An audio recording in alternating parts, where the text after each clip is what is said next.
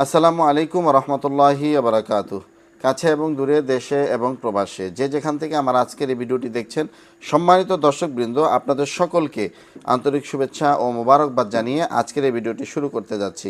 প্রিয় দর্শক, ইসলামী আন্দোলন বাংলাদেশকে যুগে যুগে যেভাবে বিভিন্ন তথ্য সন্ত্রাসের মাধ্যমে তারা অপপ্রচার চালিয়ে ইসলামী আন্দোলনের অগ্রগতিকে থামিয়ে দিতে চাচ্ছে, সেটার প্রমাণস্বরূপ আজকে আমি আপনাদেরকে একটি ভিডিও দেখাতে চাই।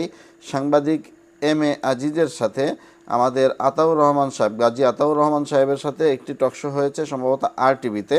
সে RTV-র এই টকশোটি প্রচুর পরিমাণে সারা বাংলাদেশে ভাইরাল হয়েছে।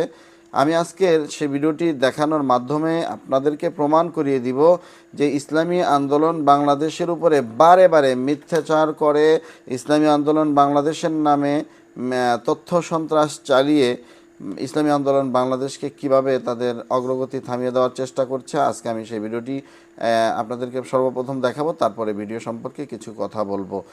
আপনারা বরিশালে পিঠা খাওয়ার পরে স্থানীয় নির্বাচন তর্ক করেন না, আমাকে সব নির্বাচন বলেন কেন? আপনি একজন সাংবাদিক মানুষ, আপনার কাছে তথ্য নাই? তথ্য নির্বাচন করছে, আমাকে বলতে দেন না। আপনারা পিঠা খাইছেন, তারপরে সরকারের সাথে নির্বাচন করছে, এটা আপনি দেখান। সবগুলো নির্বাচনে অংশগ্রহণ করছে, তাই বলেন না। বলছেন আমরা এবং জাতীয় পার্টি আওয়ামী লীগের সাথে সব নির্বাচনে থাকবে। কোথায় আছে সব নির্বাচন? আমার কাছে ছবি আছে। আমরা 14 নির্বাচনে যাই না, শেখ হাসিনার সাথে বসা 24 নির্বাচনে যাই না। আমার কাছে ছবি আছে। এটা করেন, আমার কাছে ছবি আছে। জাতীয় পার্টিও যা, ইসলামিক আন্দোলনও তাই। জাতীয় পার্টি অবজেকশন, আপনি তথ্য ছাড়া কথা বলবেন না। আমি বলছি আমরা এই ঠিক আছে, আপনি ঠিক আছে,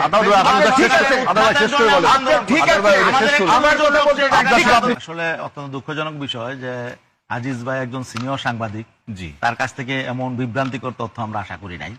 এটা অত্যন্ত আমরা ব্যথিত হয়েছি। এখানে বাস্তবতা হলে আমি বলবো ইসলামী আন্দোলন বাংলাদেশ সম্পর্কে আজিজ ভাইকে সম্মান করি। ইসলামী আন্দোলন বাংলাদেশ সম্পর্কে ইসলামী আন্দোলন পিঠা খাওয়ার পরে উল্টে গেছে। ইসলামী আন্দোলন বলি আমি বলছি আমাকে বলতে দেন। ইসলামী আন্দোলন বাংলাদেশ সম্পর্কে আমি বলবো আজিজ ভাইকে আরো খোঁজ খবর নেওয়ার জন্য, একটু জানাশোনা করার জন্য, তাতে আমরা আশা করি ওনার কাছে সঠিক তথ্য পাবো। আমরা 2014 সালের নির্বাচনে যাই নাই, বিরোধী দল যায় নাই, আমরাও যাই নাই, জাতীয় পার্টি গেছে, আওয়ামী লীগের সাথে যারা ছিল তারা গেছে। 2018 নির্বাচনে সবাই গেছে, আমরাও গেছি। তবে এখানে আমাদের যাওয়ার একটা পার্থক্য আছে। 2018 নির্বাচনের আগে শেখ হাসিনা তিনি বলছিলেন আমাকে বিশ্বাস করেন, আমি বঙ্গবন্ধু কন্যা, আমি ভালো একটা নির্বাচন দিব, আপনারা আসেন। সবাই গণভবনে গেছে, হ্যাঁ আমি বলি, এবং বিএনপির নেতৃবৃন্দ গেছে, ফখরুল সাহেব গেছে, সবাই গেছে। একমাত্র রাজনৈতিক দল ইসলামী আন্দোলন বাংলাদেশ। আমরা বলছি যে না, নির্বাচন দেওয়ার জন্য আপনার সাথে বসবো কেন? ভালো নির্বাচন দিলে নির্বাচন কমিশন দিবে, আপনার সাথে বসবো না। একমাত্র ইসলামী আন্দোলন বাংলাদেশ 18 নির্বাচনের আগে গণভবনে হাসিনার সাথে বসে নাই, অথচ 18 নির্বাচনে সবাই গেছে। আমরা সেই নির্বাচনের গেছে যেহেতু সবাই, আমরা বর্জন করি না। আপনাদের বিরুদ্ধে অভিযোগটা কেন আসলো? অভিযোগটা হইলো ওনাদের মতো সাংবাদিকরা যদি আমাদেরকে দেখতে পারেন আমরা দাড়ি টুপি আছে এবং ইসলামের কথা বলি, এটা হয়তো ওনাদের খারাপ লাগতে পারে, এই জন্য হয়তো তথ্য ছাড়া এরকম উদ্ভট কথাবার্তা বলে, তাই না? আমি চ্যালেঞ্জ করতে পারি যে ইসলামী আন্দোলন বাংলাদেশের সাথে যদি কোনো এরকম কোন নির্বাচন আঘাত করেছি বা কোন আঘাত প্রমাণ করতে পারে, আমরা বরিশাল সিটি কর্পোরেশন আমি বলি স্থানীয় নির্বাচন বিএনপিও তো করছে। আজকে ইশরাক কেন মেয়রের জন্য এখানে আন্দোলন করছে? আজকে শাহাদাত চট্টগ্রাম কেন মেয়রে বসলো? তারা কি নির্বাচনে যায় নাই?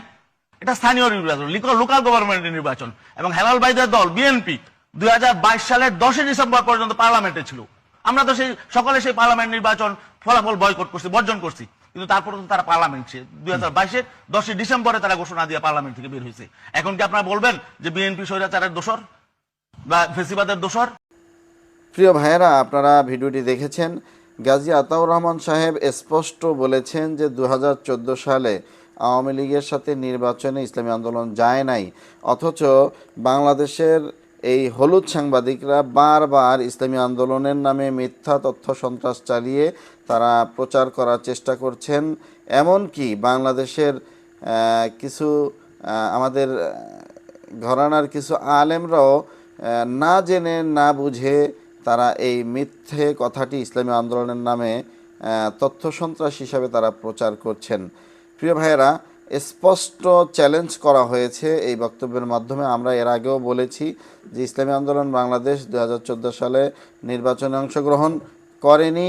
আর 2018 সালে যে নির্বাচন হয়েছে, সেই 18 সালের নির্বাচনে আপনারা দেখেছেন গাজী আতাউর রহমান সাহেব স্পষ্ট বলেছেন, আমরাও এটা জানি, যে 18 সালের নির্বাচনে আওয়ামী লীগের শেখ হাসিনা বলেছেন যে আমি বঙ্গবন্ধুর কন্যা, আমি আপনাদেরকে ওয়াদা দিচ্ছি যে আমি একটি ফেয়ার নির্বাচন দিব, যেই নির্বাচনের মধ্যে কোনো কারচুপি হবে না, দিনের ভোট রাতে হবে না, এইরকম তিনি আশ্বাস দিয়ে অন্যান্য দলের লোকদেরকে তিনি কিন্তু নেতাকর্মীদেরকে তিনি তার সাথে বৈঠকে বসিয়েছেন। ইসলামী আন্দোলন বাংলাদেশ একমাত্র দল, যেই দলটি সেই আওয়ামী লীগের আমলে যে যদি বসতে হয় তাহলে নির্বাচন কমিশনারের সাথে বসবো, আপনার সাথে কেন বসবো, আপনি নির্বাচন পরিচালনা করার কে? যেহেতু নির্বাচন পরিচালনা করার জন্য নির্বাচন কমিশনার আছে, তারাই নির্বাচনের আয়োজন করবেন, আর কোনো কিছুর জন্য যদি তারা ডাকেন তাহলে তারা ডাকবেন, আপনি কে? ইসলামী আন্দোলন বাংলাদেশের কোনো দায়িত্বশীল 2018 সালের শেখ হাসিনার ডাকে সাড়া দিয়ে তারা কিন্তু সেখানে অংশগ্রহণ করেন নাই। এটা একমাত্র ইসলামী আন্দোলন করেন নাই, কিন্তু অন্য সবাই করেছেন। এই ব্যাপারে কোনো তথ্য দিচ্ছেন না, বরং ইসলামী আন্দোলনের নামে মিথ্যাচার করছেন যে ইসলামী আন্দোলন বাংলাদেশ 2018 সালের নির্বাচন গিয়ে শেখ হাসিনাকে আবার ক্ষমতায় এনেছেন, জাতীয় পার্টি নির্বাচনে গিয়ে তাদেরকে আবার ক্ষমতায় এনেছেন। দেখেন, এগুলো খুব হাস্যকর ভাই। ইসলামী আন্দোলনের নামে এ ধরনের মিথ্যাচারগুলা, আমরা তথ্য, যদি বাপের বেটা হয়ে থাকেন, যদি কোনো ভাই এই কথা বলতে পারেন, যদি বাপের বেটা হয়ে থাকেন তাহলে প্রমাণ দিয়ে কথা বলবেন, প্রমাণ ছাড়া কেন কথা বলেন? 2018 সালে নির্বাচনে বিএনপি গিয়েছে, তারপরে অন্য অন্য যত জোটের লোক আছে তারা সবাই নির্বাচনে গিয়েছে, শুধুমাত্র চরমনাই ইসলামী আন্দোলনের নামে এই মিথ্যাচার কেন করা হচ্ছে? পরিষ্কার কথা বলতে চাচ্ছি, ইসলামী আন্দোলন বাংলাদেশকে আমি বারবার বলি যে যুগে যুগে সময় সময় ইসলামী আন্দোলন বাংলাদেশের নামে মিথ্যে তথ্য সন্ত্রাস ছড়িয়ে তাদেরকে, তাদের যে অগ্রগতি, তাদের যে ইসলামী আন্দোলন বাংলাদেশের যে রাজনৈতিক নীতিমালা আদর্শ, এগুলা দেশে দেখে এই হিংসুটে ব্যক্তিরা, হিংসুটে এই রাজনৈতিক দলের নেতাকর্মীরা, তারা কিন্তু ইসলামী আন্দোলন বাংলাদেশের নামে এই মিথ্যাচারগুলো চাচ্ছে যে তারা উপরে থাকার জন্য বা তারা সামনের দিকে অগ্রগতিকে এগিয়ে নিয়ে যাওয়ার জন্য, আর ইসলামী আন্দোলন বাংলাদেশকে মাইনাস করার জন্য। আর সাংবাদিকদের কথা কি বলবো, এম এ আজিজ যে কথা বলেছে, এগুলো খুব, আমরা তার এই বক্তব্যের তীব্র নিন্দা ও প্রতিবাদ জানাচ্ছি।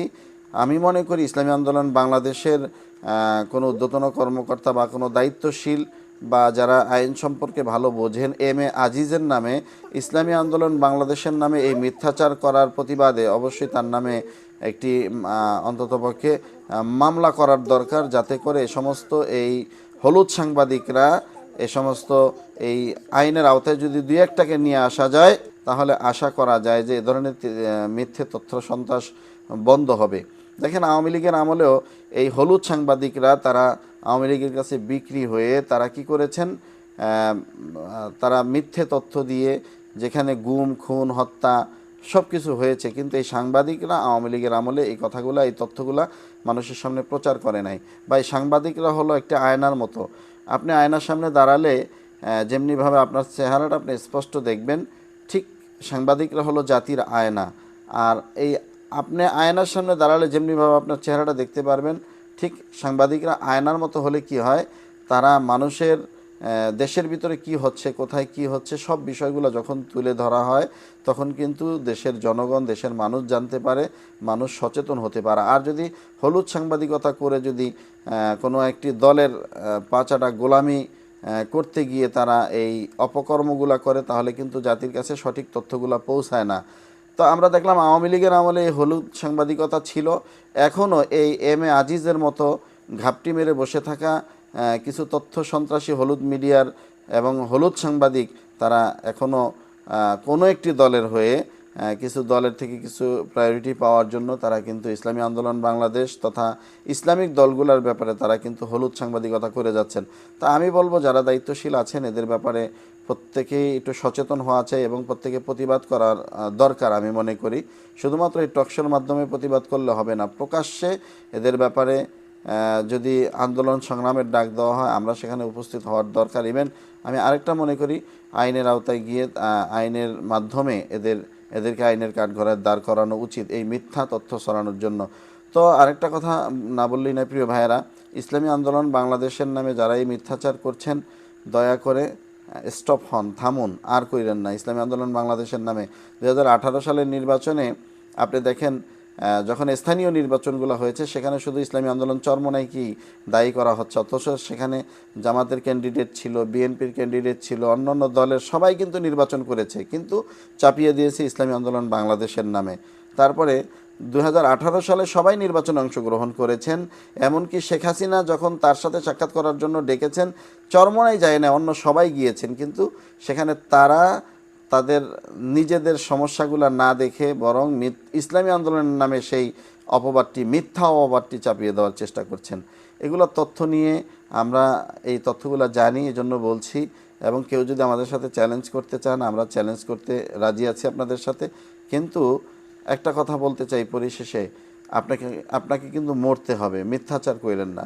হ্যাঁ, ইসলামী আন্দোলনের নামে যতই মিথ্যাচার করেন কোনো লাভ হবে না। কারণ একটা কথাই আমার শায়েখ বলেছিলেন, যে বাতি আল্লাহ তাআলা জ্বালায় দুনিয়ার কোনো শক্তি নাই, পৃথিবীতে কেউ পারবে না সেই বাতি নিভাতে, কারণ এটা আল্লাহ তাআলা জ্বালাবেন।